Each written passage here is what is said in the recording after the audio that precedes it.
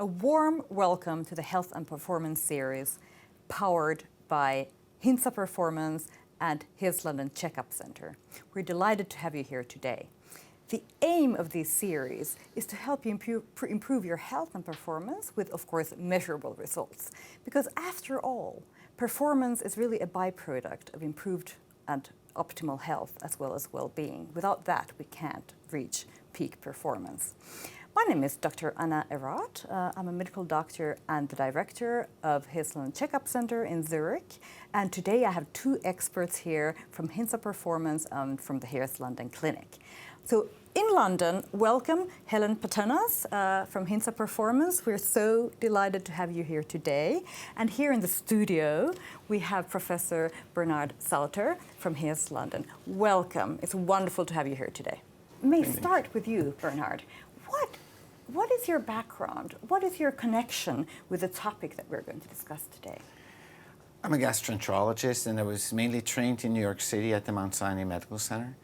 There I was involved very intimately with liver patients, and I was also the medical director of the intestinal transplant program and the intestinal rehabilitation program of short gut patients.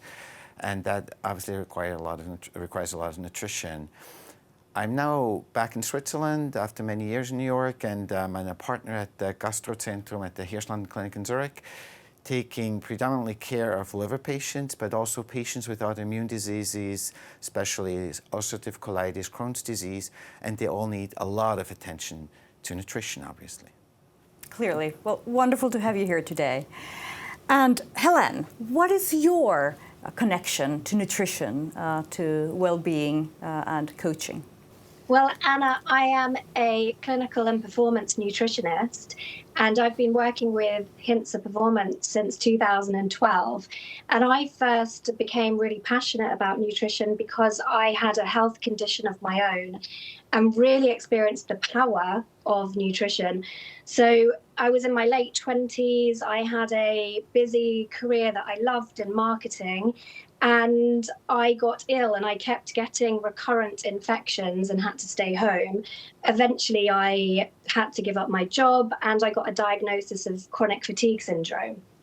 And that meant that really I had lost my identity, lost my work, and I was seeking support, but there was very limited that the medical profession could do for me at that point. So I was offered antidepressants to deal with the depressive aspect of not being able to live a full life at all, and also just to pace myself to perhaps do one activity in a day. And for me, obviously, and for most people, that's really not okay. So I sort of built my own Hintsa Performance Circle of Better Life, really, where I had to really dig deep, recreate my identity, who I was, and nutrition played a really significant part of that for me. And I went on to then studying and doing a degree in nutritional therapy and a master's in personalized nutrition. And then I got quite lucky because I had the great fortune of meeting Dr. Aki Hintsa. So I was doing some research with a Formula One racing team and how to optimize human performance through personalized nutrition. And I had to present my findings to Dr. Aki Hintsa. And then ever since then, I've been working closely I had been working with him for many years and also with Hintsa Performance. So for me, it's a really powerful personal journey. And what I love most about it is that we can really help our clients and everybody that we work with. And also, as you know, our clients are from very high performance backgrounds sometimes. So we work with Formula One, and I have, if you look at the Formula One grid right now, I'm lucky enough to have worked with over 70% of those drivers that are listed on the grid. So it's been quite an interesting career. Wonderful. Well, thank you for sharing also your own personal story and journey. We are so happy to have you here today and having you here for this collaboration. And when you're saying personalized nutrition, personalized medicine, of course, you also address genetics. So, Bernhard, genetics versus lifestyle, nature versus nurture. How do you see that in terms of what's the role of nutrition, which of course is lifestyle mainly, what your intake is, how you feed yourself, what you choose, what you buy, organic, not organic, meat, no meats. What is the impact of nutrition on longevity and particularly also in cancers? What's the role? Let's take one step back. We want to talk about longevity, and then you need to talk about aging, that is intertwined. Sure. And then when you talk about aging, you don't want to age sick, you want to age healthily. So you have to prevent diseases. So therefore, nutrition is definitely a big aspect. And what is aging? Aging is a complex molecular process that starts at the molecular level, subcellular, cellular, organ level, and in the end, in the body. That's what we see as aging, and there's structural and functional changes, and those changes are manifold. Some of them are direct mutations from radiation, from chemicals we eat, so we're back to eating, There's oxidative stress, there's the senescence of the immune system, there's DNA sequences that help to stabilize the chromosomes, the telomeres, and so on. And then when you look at all of that, you think, oh, this is all genetic, this is nature. And everybody knows an Uncle John who is like 95, smoked 2 pack cigarettes a day, and is healthy, right? Then you think it's all genetic, but as you alluded to, there are a lot of modifiable factors, the nurturing, and that includes obviously weight control, sports, sleeping, avoidance of drugs, but the centerpiece probably is nutrition. And therefore, you ask me what's my take on it? It's a very important field. It's very hard to do studies because people eat a lot of stuff. It's very hard to control all the factors. So therefore, there's a lot of literature. There's a lot of nothing, a lot of something. And so we need to talk to a lot of different people and advance the field. So yes, nutrition is extremely important. So when we talk, for instance, about longevity, of course, there's always an interaction between the genetics and the lifestyle. And we know that that's also partially what we call, a partial field is epigenetics, as we know. And there, glycosylation, methylation of the DNA, of the chromosomes, plays a huge role as well. But let's get back to the pure genetics. Helene, what can you tell us about personalized nutrition and the interplay with the genes, and how can the genes have an impact on what you should eat and how you should eat and when you should eat? Well, I think it's such an interesting field, and there's been an explosion in epigenetics over the last 10, 15 years. And epigenetics to the lay person is basically how our genes interact with our environment. And when we once thought that our genes were fixed and there was nothing we could do, now we know that actually certain genes can be switched on or switched off depending on our lifestyle choices. And some of those are triggered by certain foods. And lots of these studies are animal studies, but we know, for example, that turmeric, the spice often used in Indian food, or curcumin, it's also called, the curcuminoids within that have been found to switch off cancer genes. So what's wonderful is, although there aren't really strong studies that are rolled out human trials, randomized controlled trials. However, what we can see is this potential that we can influence our genes through just excellent nutrition full of polyphenols and phytonutrients from a range of plant foods. And that interaction between nature and our genes can support themselves. And to add to that, what I think is interesting is that we have seen lots of twin studies, and there are studies where we look at identical twins with exactly the same genetic profile, and one of them has certain health incidents and even dies in their 60s, and another one goes on to living a rich life with a good quality of life well into their 80s. So how is it that with this same genetic code, they are expressing a different health outcome. And that's very much epigenetics. And that's what's so exciting, that we have control over our health in some way. That's extremely exciting. And I saw that you wanted to say something, yes. No, but you were, Helene, you were mentioning turmeric or curcuma. And this is really an exciting thing. There are even double-blind randomized control study, small ones still, and but a lot of times they are Crohn's small. disease, and Crohn's disease is a very tough disease to control, autoimmune disease, chronic inflammation, and it's not just cancer genes that are involved, but it's a lot of inflammation, and inflammation is very closely related to cancer. Chronic inflammation frequently leads to mutations and cancer. So yes, there's actually been studies that turmeric, the regular intake, will decrease intestinal inflammation and will help Crohn's disease patients. So it's very complex, but it's a start. Yeah, absolutely. When I was a postdoctoral fellow at Harvard Medical School, we looked at the glycosylation, so the attachment of glucose, of sugar basically, to various transmitters, molecules that have an impact on the cell cycle and ultimately how cells divide, and then of course tumors and also diabetes.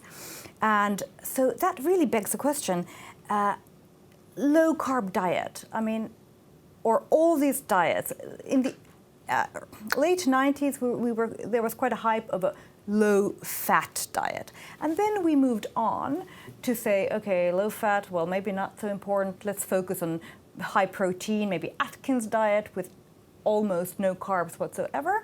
And at this point, it seems like the hype is really low carb, fairly low carb. What can you say about that? Maybe we start with you quickly about the Mediterranean diet, which is a fairly low-carb diet. What can you say about that? What are the hypes? It's not so fairly low-carb, but I think the Mediterranean diet is that what Helene alluded to. It's a lot of plant polyphenols like fresh fruit, vegetables, and then a lot of unsaturated fat in nuts and olive oil and fish and so on, and low on red meat, so lots of fibers. So that's the basis. And the low-carb diet is good maybe for weight control. If you want to have pure weight control, it's probably good to go. But in my, what I see is definitely not the healthy diet. And if it's complex carbohydrates, even in higher amounts, are not so bad. Yeah, and we're talking about the complex carbohydrates, of course, not the refined sugars. You forget about those anyways. Of course, soft drinks. What do you want? Of course. Although every now and then it's nice to have a orange juice, fresh orange juice, or something like that. Yeah, exactly. No, but it's also interesting though is that there's a new study that shows that short-term low carb is very good for weight loss, but long-term, over 6 years, the typical Mediterranean diet is the winner. Helene, what can you say about the Mediterranean diet?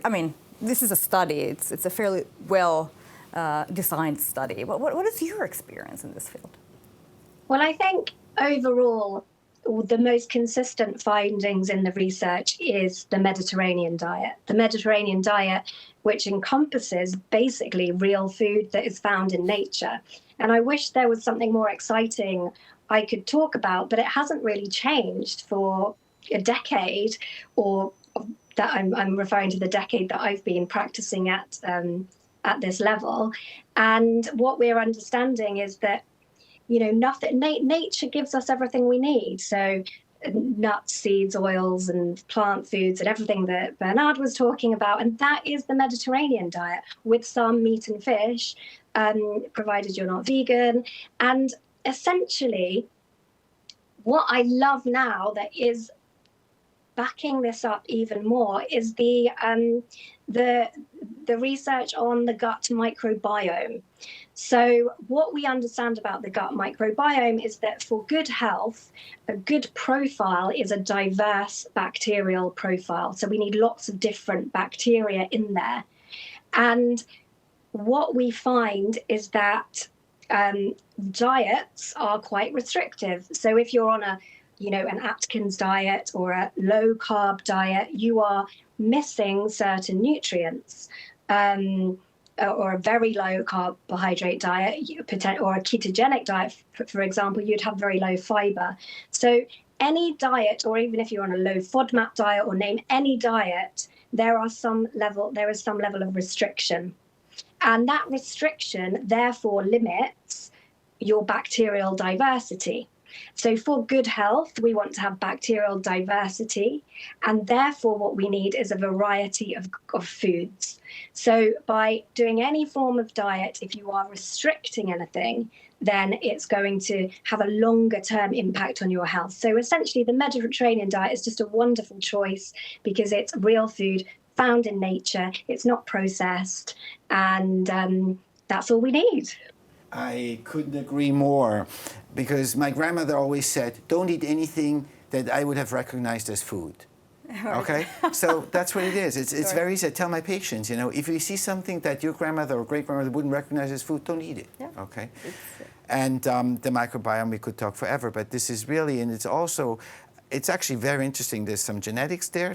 People have different microbiomes from the get-go, but it's very modifiable, very much so. And yes, you need to have diversity. Crohn's disease patients, they have definitely have a dysbiosis, disturbed microbiome.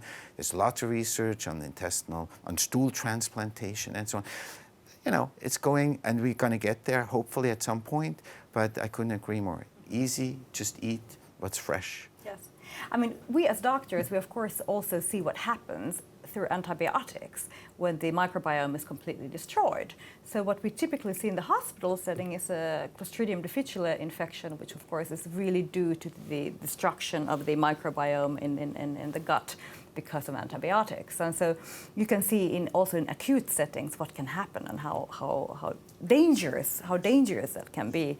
And that's just short term. Then long term, just imagine what kind of an impact the microbiome can have on all organs in the body. I mean, there are lots of studies, even small children who had, previously like middle ear infections were treated all the time with antibiotics, and there were some 2 or 3-year-old toddlers who had like 10 courses of antibiotics, and you could show that more autoimmune disease, that more maybe also weight problems and so on. I mean, this definitely, it's from birth on, it's important. Absolutely. And Helene, I mean, we are both medical doctors, so at times I'm sure you don't really appreciate so much working with us.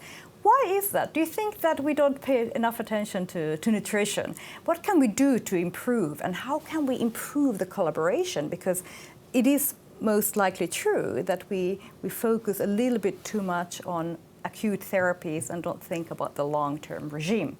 As a nutritionist, as an expert, what do you think? What can we do as doctors to improve? Well, I think I've been very lucky because I've worked with open-minded doctors like yourselves and forward-thinking doctors that do look at the latest research and see the power of nutrition on their clients. I think you've also experienced firsthand how, medicine has its very important role, and then sometimes there are some things that the patient needs to do for themselves, and giving them dietary and lifestyle guidance can really empower them to do that. I think the challenge is when you've got maybe old school doctors, and I have heard things, and Dr. Bernhard will explain further but maybe there's 1 day or 2 days of nutrition learnt in medical school, and maybe that was 20 years ago. And I don't know what the latest level of nutrition education is for doctors, but so that would be interesting to hear. But I think it's just acknowledging that the nutritionist has a very important role. The challenge is that you've got a difference in types of regulation. So you've got dietitians that work in hospitals alongside doctors. They are very well trained. Then you've got nutritionists like me who could have had, a 1-week course, or who could have studied for 5 years. So I think the best scenario of working is when you have doctor nutritionist working alongside each other, and only ever can the doctor can accept the work from the nutritionist, provided the nutritionist can give evidence.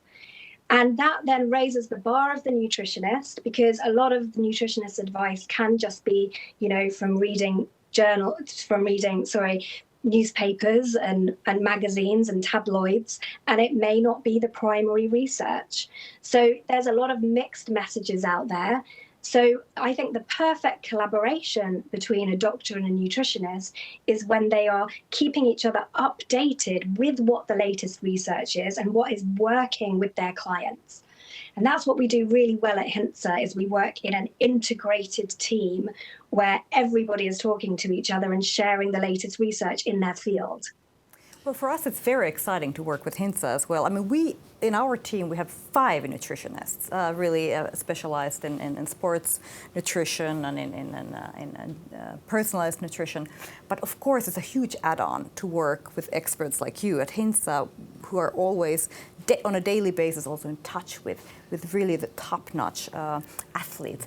What about you? I know you have you also have a nutritionist. Yeah, I couldn't agree more. We are like a gastroenterological center with 5 or 6 extremely well-trained gastroenterologists, and we came to the conclusion by ourselves even, we have no training in nutrition. I mean, I had some because by force of nature, because I worked in intestinal transplant and so on, but I had to sort of learn that from the nutritionists, right? Not in medical school. And so therefore, I have so many hundreds and hundreds of inflammatory bowel disease patients. I said, listen, I sent them out, and as Helene said, you know, they're out there, the nutritionists, I mean, I couldn't do it myself, you know, and that's a bad level, you know, so I shouldn't be doing it myself.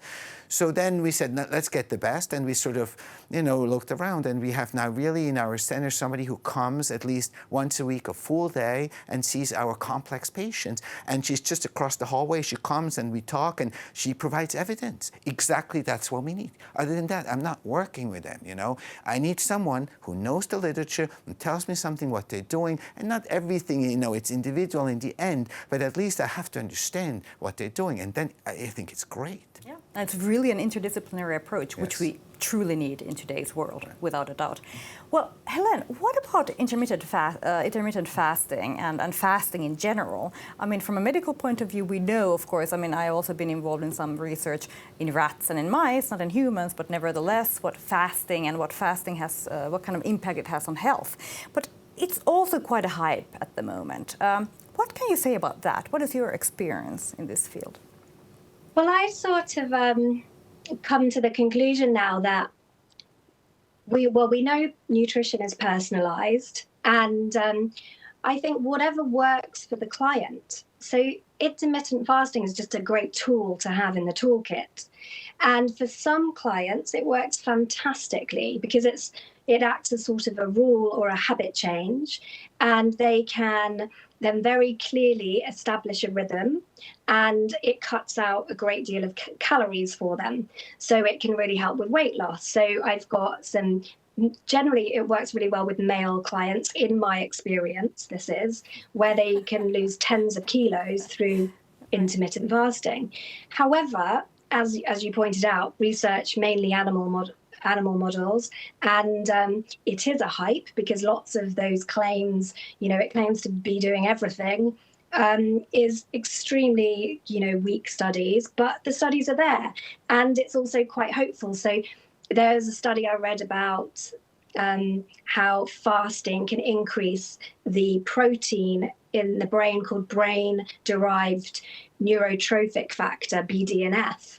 And that leads to improved longevity. It's a longevity gene. It can switch on the longevity genes, which are the SERT enzymes. And that sounds really exciting and promising. And I think what happens is that then that information gets taken and then it's put into a magazine, and then everyone reads the magazine and says, wow, we've now got to fast because now this is the path to longevity if we fast. And it's taken a little bit out of context as if this is the one way. And what we know is there is no one way. It is just find whatever works for you. Don't go on a specific diet and eat real food. And you're basically halfway there. You might need some support, though, from people such as you, of course. But yes. Can I ask you something? What in intermittent fasting, you know, what are the numbers? You know, it's 16 hours fasting or more, or 20, or you see, since I work so much, I don't even have time to eat for 16 hours, which is good. But I'm not losing that weight I wanted to lose. So with me, it certainly doesn't work on with weight, you know. But so what are the weak data? Well, I think in terms of weight loss, it only works if you're going to be eating fewer calories than if you ate the whole time. So the windows are different. You could go, like the popular ones are a 16-8, so 16 hours of the day you don't eat, and then you've got an 8-hour window where you do eat, but you're then supposed to eat normal meals, not like graze throughout the whole 8 hours stuffing your face, which I'm sure you're not doing. Or you can do something called a 5-2, which is 5 days a week. You eat completely normally, and then 2 days a week on non-consecutive days, you have 500 calories if you're a woman, 600 calories if you're a girl, a male. And then that really has been shown to improve weight. And there's also data on it improving insulin sensitivity and knock-on effects like that. So there are metabolic improvements too, potentially, but not for everyone. So I think in terms of your experience, Bernhard, it's about just sometimes mixing it up. And what we do often in elite sport and in Formula One is not sticking to one way and one strategy. Like, we need something called metabolic flexibility, which I think, Anna, you talk about a lot. And metabolic flexibility is where we can adapt to different ways. And once your body has adapted, you want to then change it up with something else too. So trying different strategies, and something that's worked for you this year may not work for you in 3 years' time because of changes in our lives. So yeah, try things, seek guidance from experts, and I suppose that's the way forward. Well, medicine is really something between science and art. That's just what it is. And the art part means that we have to try and we have to see what works, trial and error. It is that. And then, of course, we combine that with hard evidence. And the more evidence we have, the easier it is to maneuver. But sometimes evidence is simply lacking, not because something doesn't work, but because there was not a research study catering to that question. And that begs the question about metformin. Metformin is a huge hype, particularly in Russia, also in Asia. Metformin is traditionally used for diabetes, for type 2 diabetes. But it has also the reputation of leading to longevity. So what is your experience with metformin, Bernhard? You see, there are always hypes come and go. Metformin definitely has, it is basically starving in a pill, if you want to put it small, what people think. And or you can sort of label it as an insulin sensitizer. So it has many different actions. It prevents the liver to make new sugar, glucose. It prevents the breakdown from the storage, from the glycogen. There's less sugar going into the blood. It improves sugar uptake, glucose uptake into the muscle, and it prevents a little bit from glucose uptake in the intestine, and also has some beneficial effects on the lipids. So this is the perfect pill, right? We should all take it. We should do drinking water. I'm not quite sure, The data are not that great, in humans especially. Metformin, believe me, I'm a gastroenterologist, can have a lot of side effects, a lot of diarrhea, abdominal pain. I mean, maybe in the lower doses less than in the higher, but that's not negligible. It's a medication. Some people, blood sugar is maybe an issue. It actually was invented as a lowering of blood for diabetics, And also there's a very rare side effect called lactacidosis, which is even life-threatening. But I think that's probably rare in many circumstances. What shall I say? I think metformin is an interesting drug, but we all seek for something, the pill, Don't do anything, no sports, no diet, just the pill, I think it's not going to work, okay? The golden bullet. Right, the golden bullet, right. So it mimics some, and also all of the effects of the starving. And I just want to go back quickly on the calorie restriction and starving, because intermittent fasting is just a little bit of it, More drastic is complete calorie, or much harder calorie restriction. And it's been shown from actually rats, mice, but also Drosophila, like spiders, even rhesus monkeys, that actually calorie restriction definitely leads to longevity, prevention of disease, cancer and heart disease. In mice, you have to restrict about 60% of calories. I couldn't do it, But then there were some human experiments. It was not designed for this, but there was these biosphere experiments in Arizona. They They built this huge glass cupola where 4 women, 4 men stayed for 2 years with no contact to the outside world. And they went to see, maybe they want to colonize, the Mars or whatever. If you could survive, what you can do to ecosystems, but also they measured health. And they had only like 1,800, 2,100 calories a day. They could eat as much as they want. And they're actually the diet now, there was a 77% about complex carbohydrates, about 12% protein, and about 11% fat. I don't know if that adds up more or less.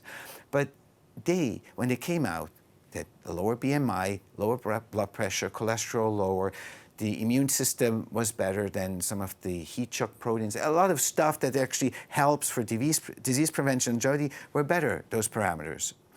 So yes, calorie restriction is probably something which is good. And you can see that in the field experiment in Japan, in Okinawa, this island or this area has the most people with per 100,000 people that are over 100 years old.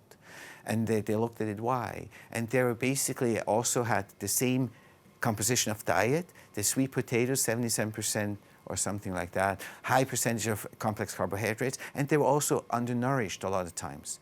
So, and that was the thinking. And so down metformin and so on, and you close that loop. And maybe, Helene, you can tell me, you're like in high performance sports. Do some of your, high performers take metformin, and do they have problems with muscles or stuff like that? Well, there's a definite interest in metformin throughout, and because of the research, is so promising. However, there is a study. I don't know how big this study is, but it implies that taking metformin can compromise or induce exercise fatigue, so it can limit the ability to perform as well. So really, in athletes, metformin isn't a good idea because of the risk of it impacting their training gains. So we don't prescribe it, as far as I know, in the arena that I'm working in. And then it's fascinating what you're saying about caloric restriction, because and all those studies you mentioned, it's so promising, and it does make sense, because I think we are in a situation where obesity is rife, and there is over caloric consumption occurring all of the time. So caloric restriction has so much benefit for us. In sport, however, and especially in Formula One, it's about walking on a tightrope, really, because everything is about getting to the individual's optimal weight. And an optimal weight for you or I is just where we thrive. It doesn't matter if we're holding a kilo or 2 extra on our bodies, because we're thriving, as long as we're not overweight and as long as we're not underweight for how we're feeling. But in Formula One, and I'm sure other sports, you have to be exactly the right weight for your sport. And sometimes that's to the detriment of your own health. So what we need is to keep our drivers as healthy as possible, not undereating, because if they're undereating, then they become catabolic, so in that breakdown state, and then they can't achieve the performance gains that we want out of their training sessions, and then during a race weekend, they can't recover as quickly. But we and also caloric restriction means that they can be more susceptible to infection and pick up, their immune system can become compromised in a catabolic state. And then, but we also want to keep their calories as low as possible so that they don't end up gaining weight and being too heavy for the car, because the car needs to be a certain weight. And the more room the engineers have to play around with the car and where the ballast goes in the car, which gives them more potential for aerodynamic gains. So it's all quite intricate. And what we find is, for them to achieve that balance, they can do some intermittent fasting, we can do some caloric restriction, but in order to get them to their weight, but also we have to mix it up with a great deal of good nutrition regularly. So it goes back to the story of diets, really. There is no such thing as one diet, one size fits all for everybody, and we just need to really keep an eye on the individual and use what works for that individual.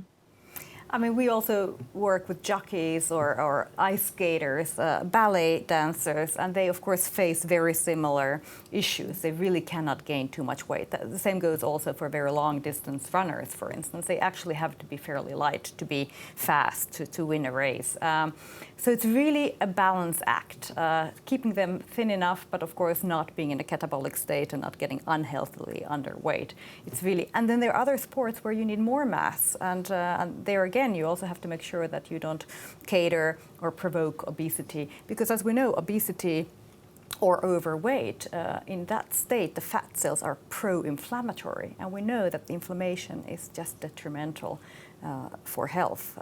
And when you talked about the heat shock protein, I was thinking also about some anti-inflammatory heat shock proteins, such as HO1, for instance, and we just see the impact of the anti-inflammatory effect of those heat shock proteins, which is very beneficial, of course, except if we then go too far and we are just in such a catabolic state that we are more sensitive to bacteria, to viruses, such as, of course, also the SARS-CoV-2 virus that we've all been faced with for the past year and a half, unfortunately.